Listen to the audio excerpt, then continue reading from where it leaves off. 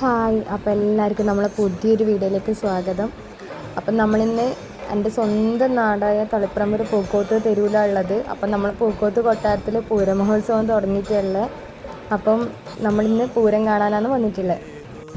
അപ്പോൾ ഇപ്പം നമ്മളെ നാട് മൊത്തം പൂരത്തിൻ്റെ തിരക്കിലാണ് കേട്ടോ. നമ്മളെ വടക്കേ മലബാറുകാരെ സംബന്ധിച്ച് ഈ മീനമാസത്തിൽ പൂരം എന്ന് പറഞ്ഞാൽ അത് വേറെ തന്നെ ഒരു രസമാണ്.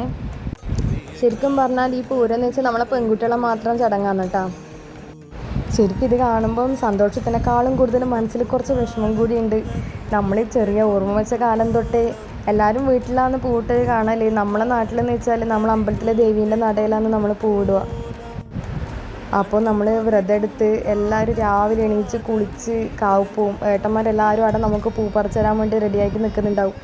എല്ലാവരും പൂക്കോട്ടയിൽ നിറയെ പൂവെല്ലാം പറിച്ച് ജടപ്പൂ പറിക്കാൻ വേണ്ടി പോകും. രാവിലെ പറിച്ച് വീട്ടിലെത്തി അതിനുശേഷം നമ്മൾ താഴെ കീഴാറ്റൂർ തോട്ടിൻ്റെ സൈഡിലെല്ലാം പോയിട്ട് ചെമ്പകം, അങ്ങനെ കുറേ പാലപ്പൂ, അങ്ങനെ ഒരുപാട് എത്രയോ തരം പൂവുണ്ട് കേട്ടോ. അതൊന്നും ഇപ്പോൾ ഓർമ്മയില്ല.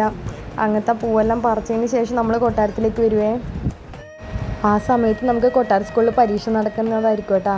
അന്നേരം പരീക്ഷ എഴുതിക്കൊണ്ടിരിക്കുമ്പം ചെണ്ടമുട്ട് നൊച്ച കേൾക്കുമ്പോൾ അന്നേരം നമ്മൾ മാഷിനോട് പറയും, മാഷെ പോകേണ്ട സമയമായി പോയിക്കോട്ടെ. അന്നേരം ഓടി വരും കേട്ടോ. പരീക്ഷ എഴുതി തീർത്തിട്ട് ആടി എത്തിയതിന് ശേഷം നമുക്ക് കിട്ടാത്ത പൂ നമ്മൾ അങ്ങോട്ടും ഇങ്ങോട്ടും എല്ലാവരും ഷെയർ ചെയ്തിട്ട് പൂടാൻ വേണ്ടി റെഡി ആയിട്ട് നിൽക്കും. നമ്മളെ കൊട്ടാരത്തിൽ വയസ്സറിയിച്ച് കഴിഞ്ഞാൽ പിന്നെ നമുക്ക് പൂടാൻ വേണ്ടി പാടില്ല കേട്ടോ. ചെറിയ കുട്ടികൾക്ക് മാത്രമേ പൂടാൻ വേണ്ടി പറ്റുള്ളൂ. ഇത് നമുക്ക് ഭയങ്കര ആഘോഷമാണ്. ഇതിൻ്റെ ഐതിഹ്യം എന്ന് വെച്ചാൽ പണ്ട് പരമശിവൻ ദഹിപ്പിച്ച് കളഞ്ഞ കാമദേവന തിരിച്ചു കിട്ടാൻ വേണ്ടി കാമൻ്റെ ഭാര്യയായ രതിദേവി എടുത്ത വ്രതത്തിൻ്റെ ഓർമ്മക്കാണ് കേട്ടോ നമ്മളിപ്പം പൂരാഘോഷിക്കുന്നു.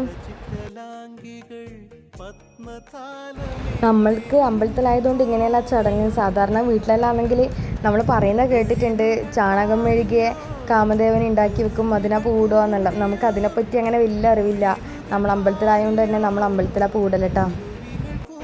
അപ്പം ഇങ്ങനെ പറയുന്നത് കേൾക്കലുണ്ട്. ലാസ്റ്റ് ദിവസം കാമന നമ്മൾ പ്ലാവിൻ്റെ ചുവട്ടിലാക്കിയിട്ട് പറയും, അടുത്ത കൊല്ലം നേരത്തെയും കാലത്തെയും വരുന്നേ കാമ എന്നിട്ട് ഇങ്ങനെ പറയുന്നത് കേൾക്കാം.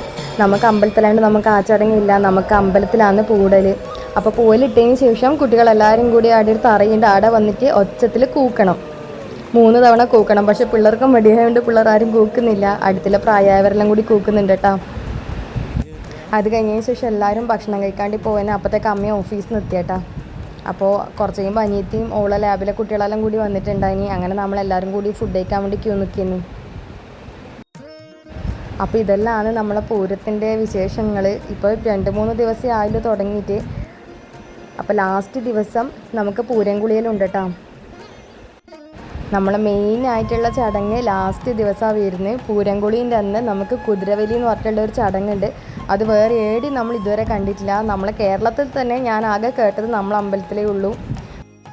അപ്പോൾ അതിൻ്റെ വീഡിയോ നമ്മൾ എന്തായാലും അപ്ലോഡ് ആക്കും. അപ്പോൾ എല്ലാവരും നമ്മളെ സപ്പോർട്ട് ചെയ്യുക, സബ്സ്ക്രൈബ് ചെയ്യുക, ഷെയർ ചെയ്യുക, കമൻറ്റ് ചെയ്യുക. അപ്പോൾ അടുത്ത വീഡിയോയിൽ കാണാം. ബൈ.